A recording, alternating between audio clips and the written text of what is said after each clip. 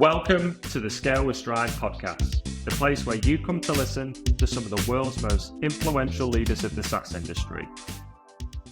Welcome to the Scale with Stride podcast. Today, I'm joined by JT, a sales leader whose career spans from some of the biggest names in the tech industry. He's led a 400-person sales team in a 250 million emerging tech sales team at Symantec. He took TriNet through an IPO and was responsible for the global sales team at Google Cloud Security Products. These days, he's advising in high-growth startups, including one of Forbes 50 AI companies. JT's seen every single side of this market engine, from startup to global scale, and he brings a straight-talking, deeply strategic approach to sales leadership. This is going to be a good one. How are you, JT? Thanks, Sean, and thank you for that introduction. As I like to say, that's an introduction that my father would have appreciated and my mom might have actually believed. So thank you for that. No problem. Look, it's great to have you today. Why don't we give you an introduction from your side to the listeners? Do you want to give us a bit of a whistle-stop tour of career to date? Yeah, I thought you gave a great overview. I think the thing that I like to talk about most that defines who I am and my career is really, as I like to call it, photographs with groups of people having accomplished something. So this goes all the way from my days of playing collegiate basketball to, as you said, Gartner and Symantec and TriNet and some of the other companies, Google, where I had the opportunity to lead some teams, either be a participant or lead teams that went on to do great things. So that's what drives me. And that's really, I think, the thread you would pull through my career is there's always a kind of a photograph, as I like to say, with a trophy of victory or something good having been accomplished as a team. Amazing. No, I always love your philosophy. Obviously, I had the chance to work with you for the past 6 months and really deep dive into some of your mantras. And I believe you're writing a book as well now. Is that on the cards? I am. It's called Authentic Sales Leadership. And it was really inspired by when I first started my career. There were some books written by some practitioners that really struck with me on how you lead, how you operate in business. That really stuck with me, and they were really lessons learned. They weren't written by they weren't theory books. They were written by practitioners, and so I've written a book that takes my experience over the past 35 plus years in sales and sales leadership and helping to build teams and really share what I've learned over time. So I'm excited to publish it, and it should be coming out in the middle of May. Exciting stuff. Well, I'll be sure to be getting a copy. But that brings us on to the podcast today. So I really want to focus on one of your strongest points, sales leadership. So let's just take it back a little notch. From your point, JT, when did you get into sales leadership and why? Because sometimes what I see in go-to-market SaaS recruitment, you get a really solid rep who just does the numbers, enjoys it. And then you get those people who make that jump into sales leadership, and it's a completely different ball game. So, from your side, it would be good to learn about that leap into sales leadership. It's such a great question, John, because I think a lot of sales leaders, sales managers, really, as I would call it, are not really prepared to take the job. So as you said, the top person gets thrown into the job. And, as I like to say, frontline leadership is the hardest job in a company, any company, whether it's a startup or whether it's a big company. And so, when I started at Gartner as a sales rep, I had a burning desire to really advance my career. And the way I saw the opportunity to advance it was through sales leadership and kind of rising up through the sales leadership chain. And so, first of all, I was maniacally driven to deliver results as a sales rep and prove my mettle. But what Gartner had as well is they had some great sales managers and leaders who really showed the fundamentals of how to be a sales manager and how to be a sales leader. And they really demonstrated how to do the role. At the same time, while I was a rep, I was selected into a little program that had been created called the Management Awareness Program that really taught us how to be a frontline sales manager and some of the things we knew we needed to know to be in that job. And I have to say, the role modeling that I saw from the managers there, the training that I got, and it was built by the sales managers to teach and prepare people to be a sales manager, really prepared me for that moment when my manager moved on to another company And the VP of the Western US brought me into a room and said, "You're the new manager of the team." And so I would just say it's something that's important in my programs when I'm leading a sales program, is to really develop the next generation of leaders. So when we were at Symantec, we built a program called the Braveheart program. When I was at TriNet, we built another sales and sales leadership, sales development, high potential program. And I've carried that with me because I really do believe that sales management is a hard job. And the more I can teach and prepare people, and it's why when I was at Google, I actually wrote a 10-week sales manager program called Lighthouse. And I was really pleased that the first 6 people that I started with at Google in the project we were working on who went through that Lighthouse program all became managers Wow. at Google and have since gone on to do great things. So they had the talent. I just laid out how to do the job. And I call it management versus leadership. I think that's another important point to make. Amazing. Yeah, I think when I look and I speak to lots of sales leaders and managers across the industry, that I always find there's two kinds. There's people who are just uniquely good at it, right? And they can go into a business and they can put their own philosophy and mantras out there. And then the others who are also good at it, but they can document it.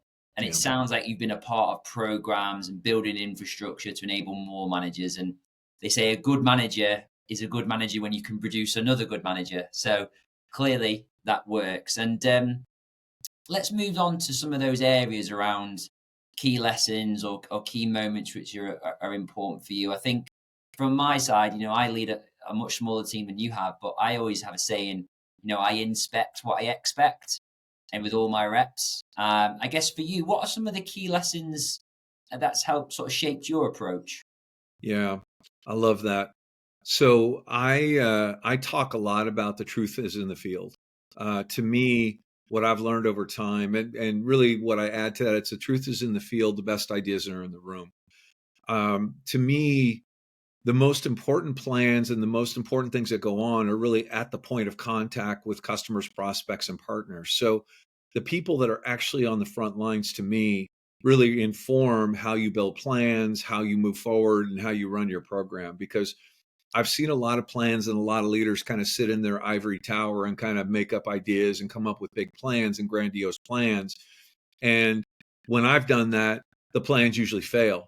When I engage the field, when I get out there in the field and actually visit with customers, partners, and prospects, when I listen to the field, when I listen to my frontline leaders and actually engage them in building plans and programs, they seem to be much more successful and actually what I would call anti-fragile. So Mm. the truth is in the field. I once had a sales rep at one of my companies, and I love this. He said, "JT, someday your epitaph on your gravestone will be the truth is in the field." And I kind of said, "Yeah, it probably will be, or maybe the truth is under the field." But yeah, I'd say that's one of my biggest guiding principles. I have a bunch of others about people and talent and others, but I think the one core to me is the truth is in the field. Yeah, I can 100% agree with you. For me, every quarter I like to, I manage a bunch of recruiters, but I always like to fill one role myself. Just keeps me ear to the ground. What are the audience saying? What are the clients saying? And, it helps you bring in the go-to-market strategy. So 100% agree with you. I guess you mentioned something earlier about sales leadership and sales management. I guess let's define what the difference is and what great sales leadership and management is.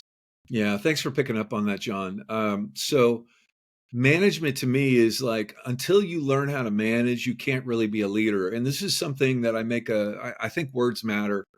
And so often people who start in their career say, "Hey, it starts with leadership." The books that I read all say leadership. But to me, if you want to be a great leader, you need to know how to be a great manager, especially in sales. So you need to understand the craft of not only how to be a great salesperson, but how to be a great manager, which means, the 4 key roles of a sales manager are coach and counselor, sales strategist, chief inspiration officer, and talent magnet. I think you have to master those 4 because Mm. if you do master those 4 as a manager, you're then going to be looked at as a leader. And I think what happens in some cases is someone says, "Hey, I'm the leader." but they don't really know the nuts and bolts of how to do the job. And I think it ultimately holds them back. So that's why I say it's sales management, and then we'll get to the leadership after that. So it's to me a very important point, and I think it gets missed quite often. So I appreciate you catching that one, John.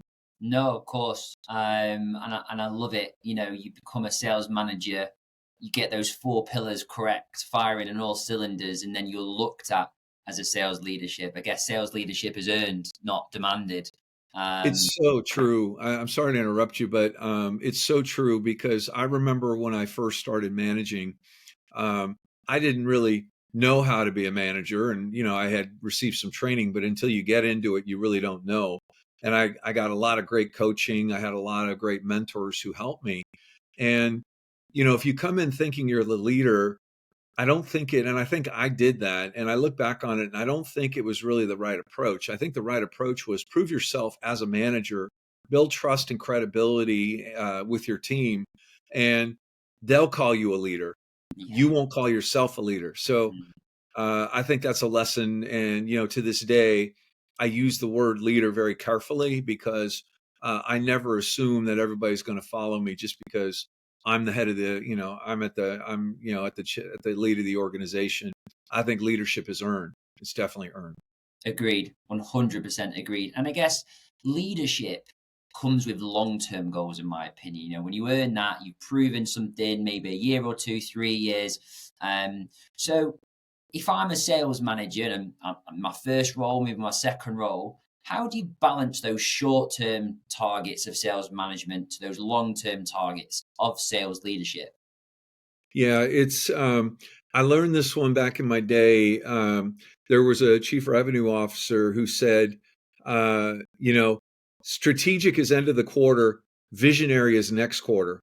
And I think it's always stuck with me that frontline sales managers really should be focused on the quarter and the next quarter and really focused on delivering short-term results. And as you kind of rise up through the organization as far as responsibility, that mix of strategic thinking versus tactical execution kind of changes. So, as I say, a frontline sales manager is probably 80% tactic, short-term focus, and then 20% maybe strategic thinking, longer term, especially around making sure they have the right talent. But as you get to managers, as you get to regional leaders, as you get to, up to chief revenue officer, really the execution for a chief revenue officer should probably be 60, 70% strategic and 20 to 30% tactical. So there's always an element to make sure you're delivering this quarter, you're in place to deliver next quarter, you're thinking about the second half of whatever your fiscal or whatever it is. You're always thinking and rolling, but then you're always setting things up, thinking in the long term. So an example of that is a company that wants to, and I'm on the board of a company that wants to someday take themselves public. Well, I think about where are you today? What is the structure, the process, the program, the people that you have in place today? And then where are you going to be and where do you need to be 2 to 3 years? And so what are the things that I can put in place or that we can put in place today that will set us up for the future? And I think one of the best examples of that was when we were at Google X. I started with 6 people and it was a very small team, but we built the foundation from the get-go the right way so that when we grew ultimately to well over 200 million and a global organization, the foundations that we had built were intentionally built to grow and scale with the organization. So I think often people say to me, especially earlier in their career, hey, I want to be strategic. And what I say is, if you want to be strategic, demonstrate short-term execution that you can actually get things done. Because to me, a real strategic person is somebody who can connect strategy, execution, pull the two of them together and ensure they get executed. So I think there's a misunderstanding of like, hey, I want to be strategic. I get it. I appreciate it. On the other hand, if you can connect execution and strategy, I think now you're a real strategic thinker, because I know a lot of leaders who they come up with these grand strategies, but they never come to fruition, or they come up with the new flavor of the month. So the strategy they had I remember some sales leaders, some CROs I've worked for, where it's like, what's the new thing this year? And there was never looking back at what did we learn from the previous program, the previous strategy, and what are we going to do to build upon it? Yeah, I love that. I think, what I thought of there is as you were talking to me, my brain is sort of unmapping and thinking about it. Is you've got to be a leader with the North Star. Here's the vision of where the company is going. And you've ultimately built a roadmap from day one that says, right, these are the things we're going to do, but the infrastructure is there and you understand the building blocks are building blocks. And any team can be motivated tactically because you might have a great market and a great product and your outreach and closing. But what's the North Star? What's taking you to be number one? And that gives you that little competitive edge to get the team on all cylinders. So I love that. Just the last one, a little bit on some of the fundamentals. And I think this is something sales leaders always never think about. Managing down is like the first thing you think of, but managing upwards also creates a great sales manager leader. So what's your experience, at the start of your career to now about managing upwards? Because I'm sure you manage, CEOs, VC boards, etc. So I'd love to get your insights on that. Yeah, this is really important. And this is something I've learned over time. I almost get a little bit of embarrassed when I think about kind of earlier in my career as a manager, because I kind of thought it was a bit of a political situation where if you go out there and you meet with people and you get to know them and you build relationships, that alone will kind of advance your career. And I kind of look back on that, and it was very self-centered, and it was very, very much about me. And what's interesting, I kind of fast forward now that I'm a leader of organizations, and it comes off very clearly when someone's kind of interested in their own interests and it's all about them. And I think it was a bit of an immature approach. And what I've learned over time is the more that I deliver and my teams deliver results and I ensure that results are delivered, the more that I'll be known, the more that my team will be known. And quite frankly, the more that I promote my people and the more that my people succeed and my team succeed, the more it's reflection on myself.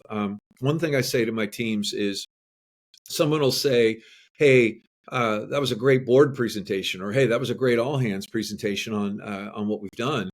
And as I tell my team, I'm only as good as the story they write for me. And so I think they have to understand that I'm only as good as what they do and what they deliver. I can, I can put perfume on the proverbial pig and say, okay, the results weren't great and make it look good. But ultimately, it's going to be my team and the results that we deliver that's going to determine kind of how I advance in my career. So what I say to people earlier in their career is don't worry about making yourself known and making yourself visible. If you're somebody who leads teams that deliver results and builds great people and does great things in the market, I'm going to find you. So I think this idea of having to think, oh, I have to be more visible, I have to be a politician, I have to do these things. I think delivering results is what opens the door. Now, I also do think that it's up to leaders to promote their people. So I know of some leaders that really don't promote their people. They take credit for everything. They take people for granted. They don't really treat people in a diverse environment in the way that, quite frankly, they need to be treated to be successful. And they hold people back. So I understand that. But I think a good leader promotes their people and gives them kind of the room and the room and the visibility because they know they see the talent. So I guess what I'd say to someone early in your career, we're delivering results and building great teams, people going to find you. And, so don't worry about the politics, worry about the results. Everything else will follow from that. I love it. I love it. You've got to give people the pedestal, the platform to perform. And as you say, you worded that so well. The better they do, the better your legacy is. So I'm sure it's going to be one hell of a sales book coming out this year. But let's talk about building the team. That moves us on quite nicely. So I'm a sales manager. I'm hiring my reps from scratch. So talent acquisition isn't quite yet one of those cylinders that you said you've got to get right. What do you look for in reps, right? What's important to you when you're bringing reps onto your team? Yeah, it's so good. And this is one of the things I have to say, working with Strive, how great it was to work together, because I think we got really well aligned in how we were looking for talent. Y'all really did a nice job. There's Thank you. 4 things I look for in a front line in a sales rep. I call it the 4 legs of a table. One, I look for traits. I want competitiveness, curiosity, intelligence, teamwork, drive, those types of traits. I want likability. I want the second leg of the table is business acumen. I want them to understand how a business operates and what are the inputs and outputs that drive a business. Third thing is I want technology acumen. I want them to not only be curious and interested in technology, I want them to be very comfortable using technology. And then the fourth leg is I want someone who has kind of what I would say sales process orientation. I think sales is a process. Whether you're doing a SMB working on an SMB deal, or whether you're working on the large enterprise deals, there's a process. Some of it can be more complicated, but ultimately you're going from A to B with a prospect or a partner or a customer. And so those are the 4 things that I look for. Now, as I like to say, a table is very strong if it has all 4 legs. So if a candidate demonstrates to me, and I have an interview process that we actually work together where I look at their traits and I look at their skills and kind of put those 2 together to form these 4 legs. If they have the 4 legs, that's going to be a great candidate. A table can stand with 3 legs. Mm-hmm. So if 3 of those legs are particularly strong, the 4th leg, usually you can train, teach, or overcome through other areas. I mean, I prefer all 4, but I'll take 3 if the other 3 are really strong and we can develop the others.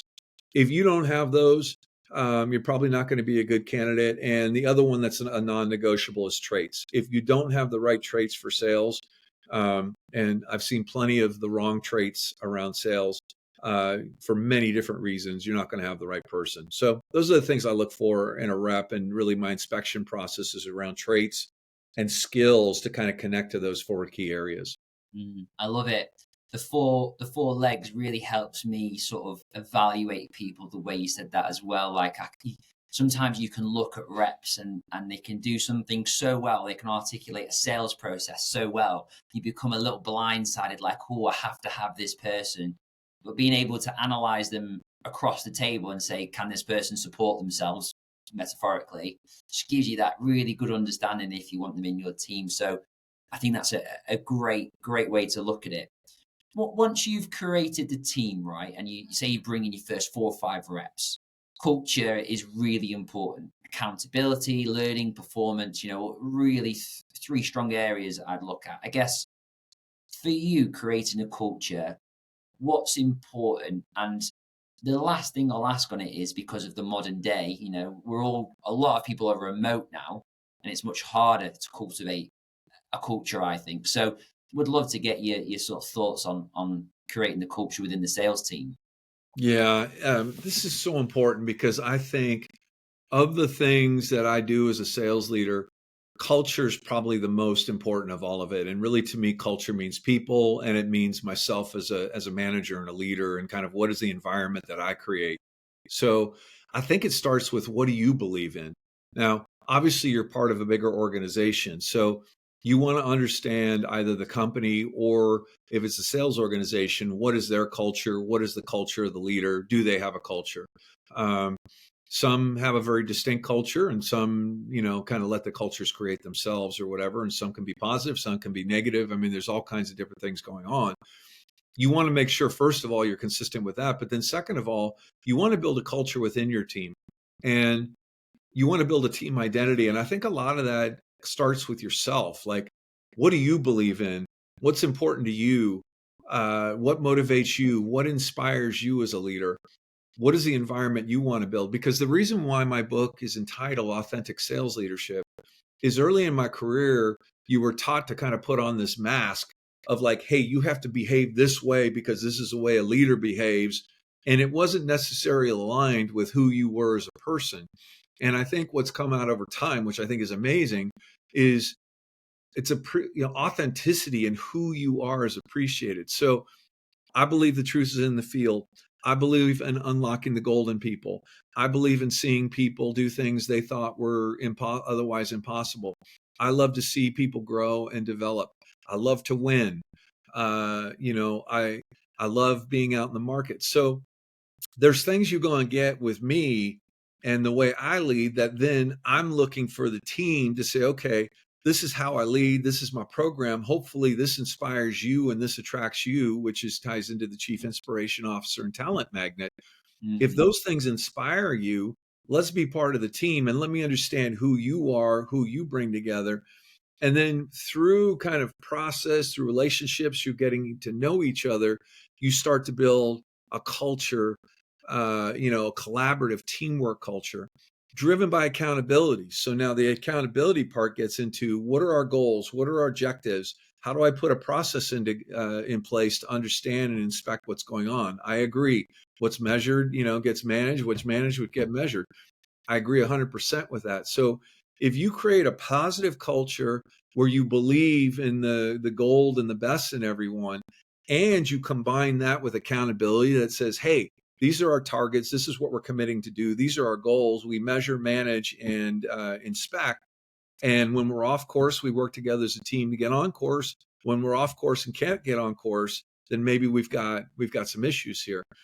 You create that type of an accountable team that can start all the way from, like, if I were to take a frontline team, I would build that accountability and that culture, and it goes all the way up through to the CRO. So when I lead as a CRO, I want that similar culture going through the entire organization. So no matter what team you go to, there's a different flavor potentially based on the leader and based on the market and what they're trying to do, but there's a consistency in the overall culture and what you're doing. And so I think as a frontline leader, building that type of culture, that identity, that esprit de corps, attracting people that fit in that team is the mark of a great manager, and ultimately the mark of a great leader. And not easy to do, difficult to do, but it starts from knowing who you are and what makes you tick. Because if you're not consistent with that, it's going to come out in today's world. And that's where the remote stuff comes into play.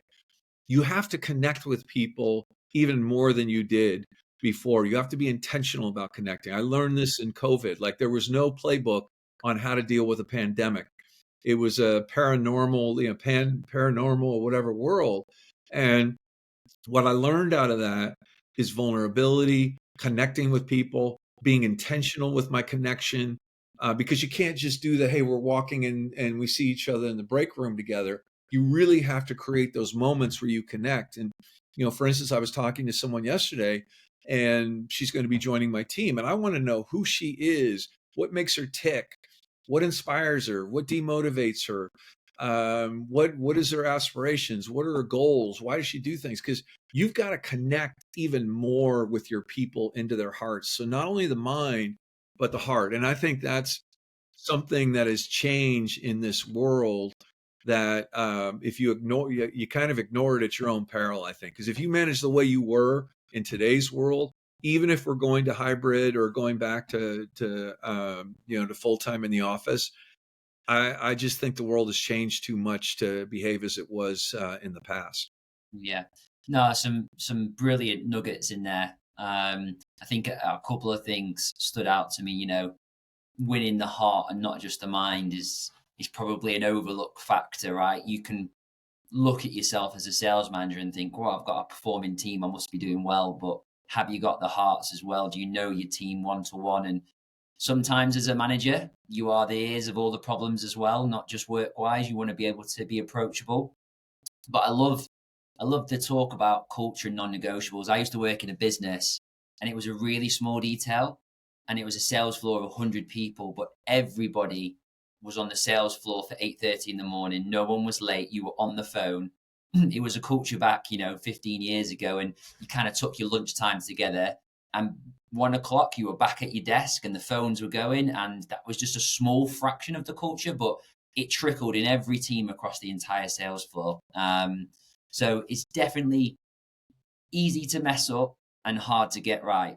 but one of the main parts. Well, John, you make a great point on that. I mean, look at this. This, you said it was what, 10 or 15 years ago, and here you are talking about something like that. I mean, that leader intentionally was setting, like they were intentional. And that's where I think it ties into being authentic.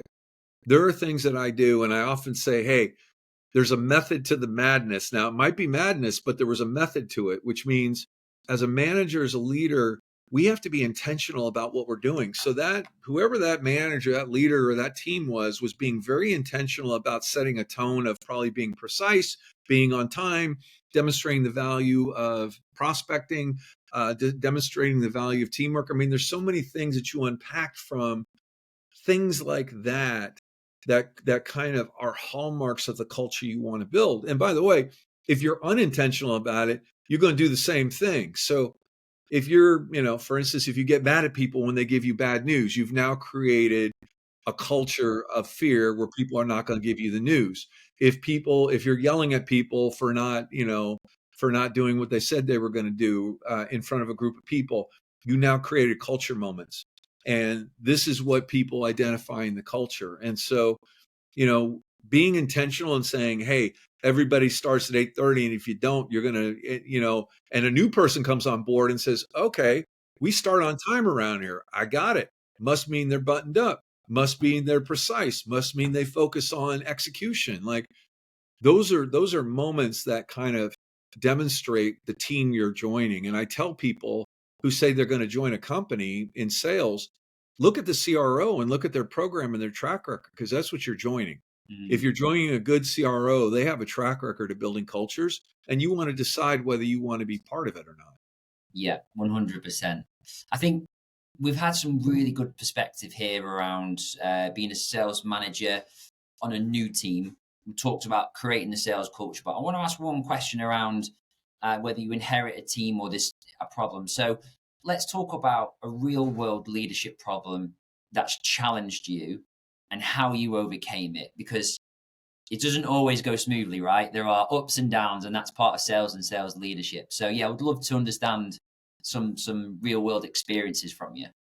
Yeah, it's it kind of makes me laugh when a sales leader or someone will say, I've never missed a number. I remember someone saying that to me. I've never missed a number. And I thought, okay. And I've looked back on that comment and I'm like, if you're in sales and you say you never miss a number, either you're a liar or you didn't go into sales. Like you're going to miss, you're going to make mistakes. You're going to screw up. Like I had a board member when I was at TriNet, a very experienced and kind of, respected figure in Silicon Valley, who said, we were having lunch one day and he said, JT, no line is linear to the upper right. I mean, no line goes to the upper right uncontinued. And so I think, I get the phone call usually when things aren't working. So I don't get the call, hey, JT, I'm interested in looking, having you look at our opportunity because everything's going so great and we just want you to run it. Like I get the messes and that's cool. I get it. I have a program and a process of how I take on things. I think the biggest thing is you gotta have kind of a curiosity and an open-mindedness. If you come into a problem situation and you come in and just start telling everybody what to do and not listening, truth is in the field, I think you quickly, one thing is you lose credibility because people say you don't even know what you're talking about. And two, you come off as authoritarian, you come off with knowing all the answers, you come off with truth is not in the field, truth is with me. And so I'd say to anybody in a new role, like, let the team know who you are. I have a document actually that I've created. That's like a 3-slide document of who am I? What do I like? What motivates me? Why am I doing what I'm doing? What is my personality type? So people get to know me. How do I make decisions?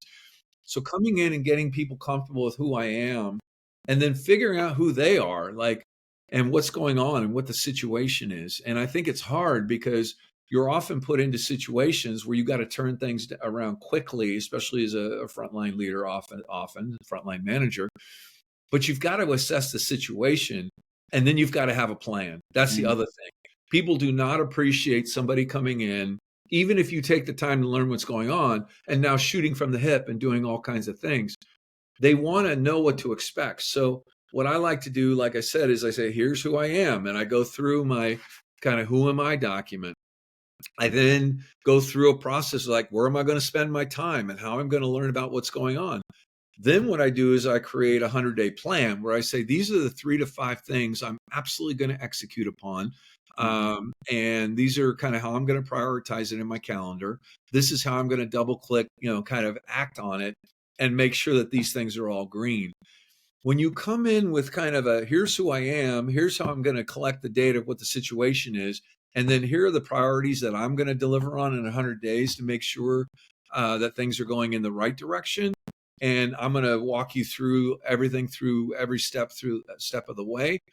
You've now created a culture, and I think you've started to create a culture of like, okay, this is what this person stands for, this is how they operate, and this is what they're going to do. And now I understand what to expect. And that's something that's taken, a long time to learn how to do this. But I think anybody, whether you're new at management, can kind of learn this kind of a process that I've learned. And it's one of the things I talk about in my book that I'm trying to share of the lessons I've learned. Amazing. You know what? There was so much in there that was pragmatical around resolving a situation. Someone from like yourself with experience is brought into not crisis, but we need help. The one key thing I took away there is you've got to know yourself. And I'm like you, JT. Like when I make decisions in life, I have it written on my phone. I have 7 rules that I live by. And I think to myself, does this fit into my criteria of who I am? And I'm going to make this decision. Is it a reflection of me? And then, everything you said there around the 3 to 5 initiatives and executing it is so pragmatical. It's what it is. But you've really got to know yourself because that will echo through on it. So no, it's brilliant. Look, I'm going to wrap up with our last question. I think you're obviously writing the book at the moment, The Authentic Sales Leader. Really excited to read it. What are some of the best books that you've read and would recommend that you think readers should also probably pick up? Well, this is so good. I talk about this in my book. When I first started in my career, especially in the business world, I read a ton of business books. Like I just read business books, and I had a mentor who said, JT, like, stop reading business books and read history. Because if you want to get the greatest leadership lessons, read history. And it was such a great lesson because I talk about this in the book. There's so many history books that I've read that when you get into a historical situation or you get into a business situation, go to history. Because and what are some examples? Okay, Playing the Enemy, about Nelson Mandela and what he did when he was during his time in prison in Robben Island, and how he ultimately became the leader of South Africa and what he did. It's one of the greatest personal leadership interaction books I've ever read on how to build personal relationships. I read Team of Rivals about Abraham Lincoln and how when he won the election, he actually took the people who he had defeated in the election, many of them, and brought them into his cabinet because he thought they were incredibly talented people and wanted to bring them in. It's an amazing story. I read that book before I went to Europe. I love a book. There's a book about Franklin Roosevelt's first 100 days and what he did in his first 100 days as a president, which is often recognized as one of the best first 100 days of any president in American history. I've read, when we were going through the pandemic, I read Winston Churchill's biography because I was reading about how at the lowest time of the war, how he came in and rallied not only England, but the Allies through his resolute behavior. And I learned kind of how you need to be resolute with the team through a terrible, tragic situation like COVID and like the pandemic was. So I've got a list of these books that are historical books that are just amazing, that apply directly. And I could go on and on from, other heroes that I have, like, George Washington. I mean, I could just go on with leaders and history books where I can really apply them. I love the invasion of Normandy and that whole story and how the logistics of it and how that was all put together in success, and how logistics drives a successful sales organization and why sales operation and talent and other areas are so important. So You kind of got me rolling on that one, John. I could go on and on. There's a list of great history books and biographies that really taught me a lot. I'm heading on some PTO in the next couple of weeks, and I was thinking around books to read, and I never thought of reading the history rather than reading the philosophy. So I think I'll be picking one of those up for sure. But look, I've really enjoyed having you on to JT, a bunch of golden nuggets. I'm going to pick out my 3 key takeaways I took from this conversation.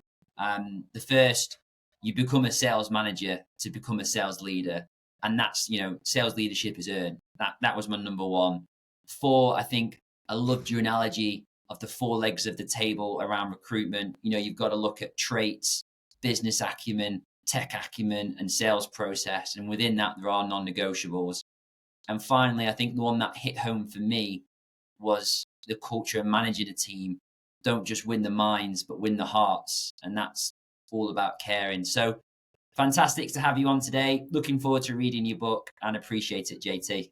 Thank you, John. It was a pleasure. And by the way, it was just a pleasure to work with you and the team. And whoever's listening to this should check out Strive because, and this is completely unsolicited, I had a great experience in finding talent with you. And as I like to say, you've become a member of the JT posse now. So thank you for that, John. Appreciate it. Thanks for listening. I hope you enjoyed today's episode. Don't forget to subscribe. And if you want more information about the podcast, head over to our website, Scale with Strive.